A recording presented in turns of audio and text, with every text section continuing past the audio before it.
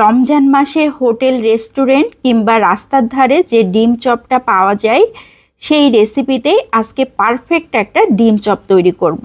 প্রথমেই একটা বোলের মধ্যে আমি 1 কাপ বেসন খুব ভালো করে চেলে নিচ্ছি। আমি এখানে ছোলার বেসনটা ব্যবহার করেছি। চেলে নেবার পর যে অবশিষ্ট দানার মতো আছে সেটাকে বাদ দিয়ে দিয়েছি। 1/4 চা চামচ করে লবণ, হলুদ, 1 চা চামচ দিয়ে দিয়েছি কালো জিরা, 1 চা চামচ দিয়ে দিয়েছি কর্নফ্লাওয়ার, 1/4 চা চামচ ভাজা জিরার গুঁড়া, আর এখানে আমি আধা চা চামচ চিলি ফ্লেক্স ব্যবহার করেছি। 1 টেবিল চামচের মতো সয়াবিন তেল দিয়ে দিয়েছি আর 2 ফোঁটার মতো অরেঞ্জ ফুড কালার ব্যবহার করেছি। ফুড কালারটা একদম নিজের পছন্দ অনুযায়ী, না দিলেও কোনো সমস্যা নাই।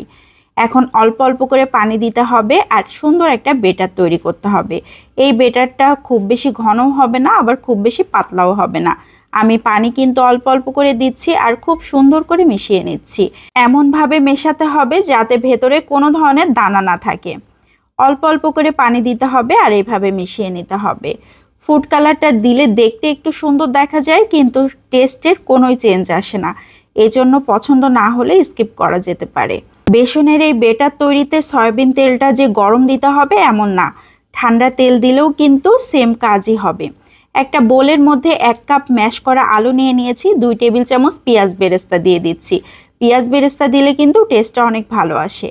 আধা চা চামচ চিলি ফ্লেক্স, আধা চা চামচ করে ধনিয়ার গুঁড়া, জিরার গুঁড়া, 1/4 চা চামচ আদা পেস্ট, রসুন পেস্ট দিয়ে দিয়েছি। আর দিয়ে দিয়েছি আধা চা চামচ চাট মশলা, লবণ 1/4 চা চামচ, হলুদ গুঁড়ো 1/4 চা চামচ। খুব ভালো করে মাখিয়ে নিচ্ছি।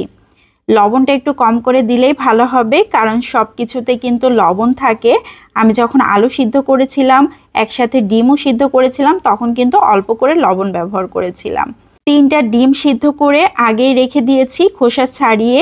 আমি যখন আলু সিদ্ধ করেছিলাম একসাথে ডিমও সিদ্ধ করে নিয়েছিলাম। 3 খণ্ড করে নিয়েছি আলু, 3টা ডিম, এই জন্য এখন হাতে তেল মেখে খুব সুন্দর করে শেপ দিয়ে নিচ্ছি।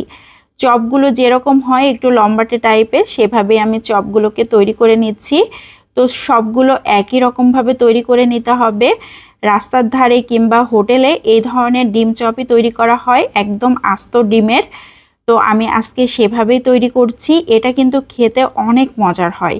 তো সবগুলো রেডি হয়ে গিয়েছে। যে বেটারটা আমি তৈরি করে রেখেছিলাম, বেটার কিন্তু আগেই তৈরি করে রেস্টে রাখতে হবে, তাহলে কিন্তু যখন ভাজা হবে তখন খুব ভালো মতো ফুলবে আর ভেতর থেকে খুব সুন্দরভাবে ক্রিস্পিও হবে। এজন্য আগেই বেটারটা তৈরি করে কিছুক্ষণ রেস্টে রেখে দিতে হবে। তো আমি তেলের মধ্যে দিয়ে দিয়েছি। এখন এই যে তেলটা উপরের দিকে দিয়ে দিচ্ছি, উল্টে পাল্টে পছন্দ মতো ভেজে নিতে হবে। চুলার আঁচটা মিডিয়াম ফ্লেমে রাখতে হবে আর একটু সময় নিয়ে ভেজে নিতে হবে। আমি বেশ কয়েকবার করে উল্টে পাল্টে পছন্দ মতো ভেজে নিচ্ছি। খুবই সুন্দর একটা কালার চলে এসেছে। এখন তেল ঝরিয়ে উঠিয়ে নিতে হবে। বাইরের আবরণ দেখেই বোঝা যাচ্ছে কতটা ক্রিস্পি হয়েছে। তো আমি সবগুলো একে একে উঠিয়ে নিয়েছি। এখন একটা প্লেটের উপর নিয়ে নিচ্ছি। আমি আগে টিস্যু পেপারের উপর নিয়েছিলাম যাতে আলগা যে তেল আছে সেটা ঝরে যায়।